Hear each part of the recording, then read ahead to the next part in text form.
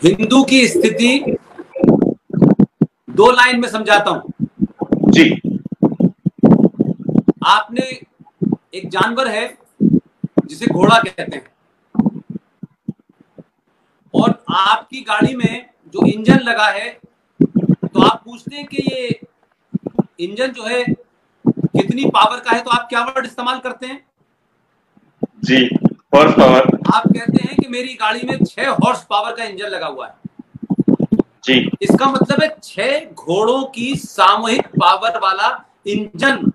यानी जिस घोड़े के नाम से बड़े गाड़ी में लगने वाले इंजन की शक्ति नापी जाती हो, उस घोड़े को पिछले 1000 साल से किसी ने प्लास्टिक की कुर्सी से उसकी लगाम बांध दी है। जी। और वो घोड़ा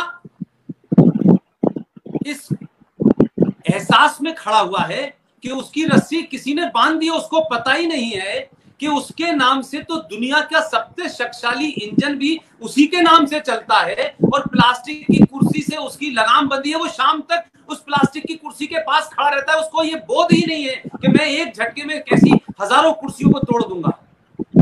हिंदू के गले में इस सेकुलरिज्म का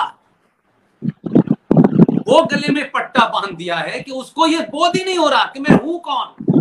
वो प्लास्टिक की कुर्सी से बंधा हुआ है, सुबह से शाम तक पिट रहा है, सह रहा है, बारिश में खड़ा है। उसको समझ ही नहीं आ रहा कि भैया ये कुर्सी को छोड़ के मैं कहीं भी खड़ा हो सकता हूं। लेकिन आपके नेताओं ने और हमारे तथाकथित बहुत से धर्मगुरुओं ने आपको सच बात नहीं बताई, जिससे आपका पुरुषार्थ उस घोड़े के कान में अगर बोलो बेटा जाकर के कि तू घोड़ा है भैया, तू अमेरिका के राष्ट्रपति की गाड़ी में भी सबसे बड़ा इंजन लगता है, तब भी तेरा नाम आता है, तुझे ही लोग याद करते हैं। तुझे प्लास्टिक की कुर्सी से बांध दिया है और तू सुबह से शाम यही खड़ा हुआ है। तो हिंदू की स्थिति यह है, मुझे सिर्फ उस घोड़े को घोड़ा बताना है, तू घोड़ा है, तुझ में कुछ करना नहीं है। तेरे दिमाग में घुस गया है कि मुझे प्लास्टिक की कुर्सी से बांध दिया है, मैं कुछ नहीं कर सकता। उतना ही बोध कराना है, बस और कुछ नहीं।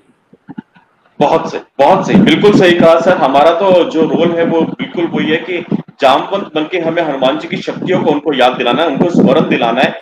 और जो मीडिया के नैरेटिव के खिलाफ सर ने बहुत सही बात बोली कि देखो साथियों, मैं हमेशा से बोलता हूं कि हमें कभी भी कोई संगठन वगैरह इन सब चीजों पे नहीं जाना, क्योंकि जहां संगठन बनते हैं वहां पे पद बनने शुरू हो जाते हैं। ये महासचिव है, ये यहाँ का प्रधान प्रांत प्रभारी है, ये अध्यक्ष है, ये उपाध्यक्ष है, ये कोषाध्यक्ष है। आपके सामने हम जैसे भी काम कर रहे हैं, आप लोगों से कुछ नहीं छिपा है। 6 साल से काम कर रही हैं, कोई चीजें नहीं है, सब क्राउड फंडिंग है। किसी ने 54 नीति 58 नीति, हम लोग जहां भी काम करते हैं अपना कुछ हिस्सा लगाते हैं।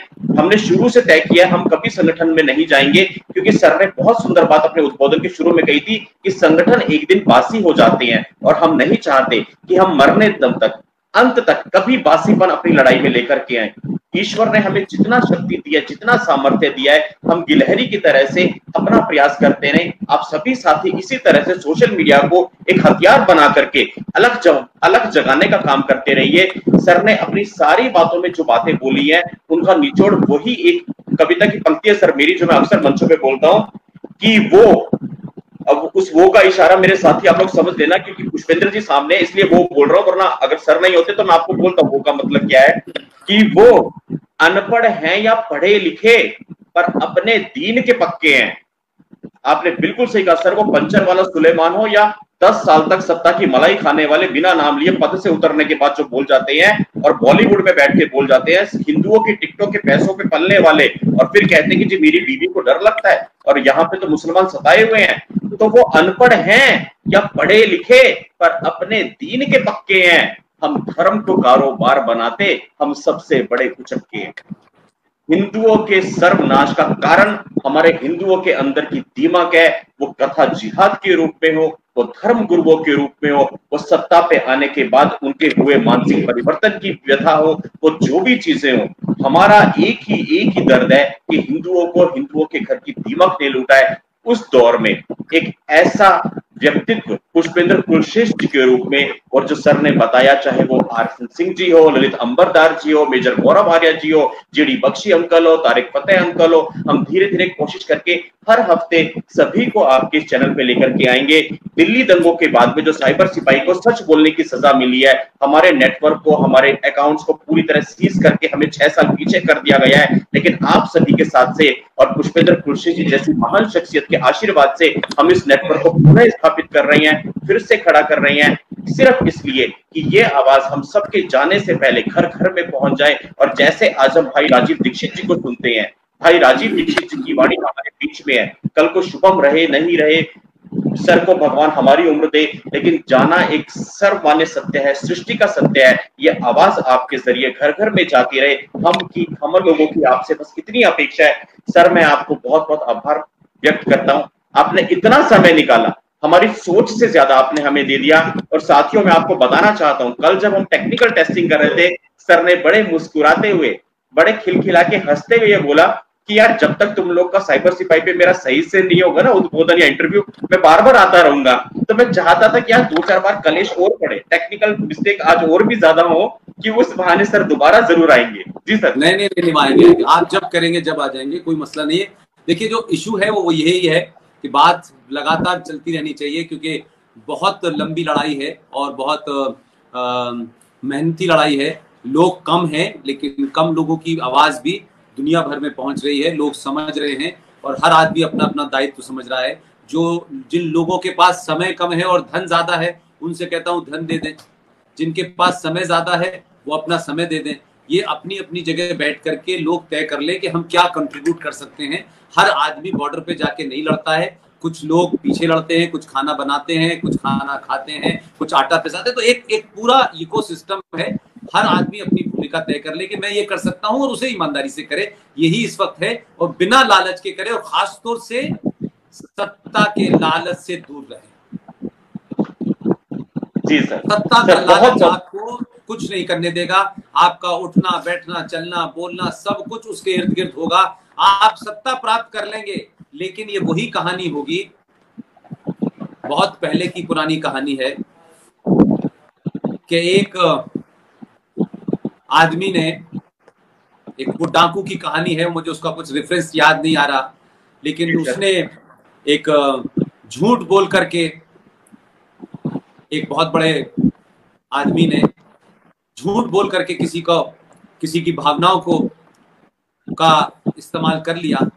तो जब उसने बताया कि मैं फला फला डाकू, तो उसने उससे यही कहा कि ये बताना मत तुम किसी को, नहीं अगर तुम ये बताओगे तो फिर लोग और ये संसार किसी गरीब के ऊपर यकीन नहीं करेगा, किसी मजबूर की मदद नहीं करेगा, क्योंकि तुमने मेरी झूठ बोल के मेरी भावनाओं का फायदा उठा लिया। लेकिन दुनिया में ये ध्यान रखिएगा कि अगर आप भावनाओं से जुड़े हुए हैं, लोग आपको, शुभम जी आपके साइबर सिपाही को लोग सुनते हैं तो कुछ वजह से सुनते होंगे वो, लेकिन जब उन्हें ये पता चले कि इसमें तो एजेंडा लोगों का ये था कि उन्हें सत्ता तक पहुंचना था, किसी को एमएलए बनना है, किसी को एमएलए, जिनको बनना है बुरे काम नहीं है, लेकिन वो इस प्लेटफॉर्म को छोड़ें और कहें कि हम वहां जाके लड़ें और पूरी बोल के बने, और ये कहें कि शुभम जी आप मेरी बाहर से मदद करें कि मैं वहां तक पहुंच जाऊं, और वहां पहुंचने के बाद मैं वही करूंगा जो आप कर रहे हैं।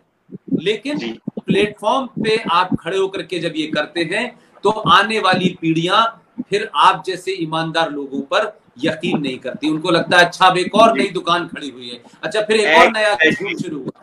तो that is what I am saying कि अगर लार्जर इंटरेस्ट को बचाना है तो अपने इंटरेस्ट को समय रहते दूर कर लें।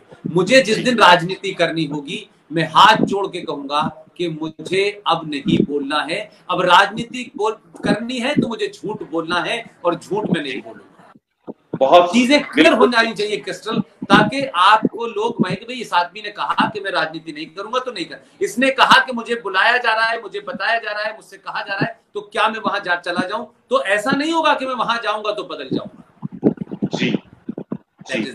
लेकिन आज राजनीतिक महत्वाकांक्षाओं को पूरा करने के लिए किसी प्लेटफॉर्म का, कोई भी प्लेटफॉर्म हो, मैं सबसे कहता हूं आप राजनीतिक पैदा कीजिए ना, आप वहां से ऐसा राजनीतिक पैदा कीजिए जो वहां जाने के बाद वही हो जो आज कर रहे हैं, दोनों मिलकर के वहां जाने के बाद बढ़ लेना। राइट?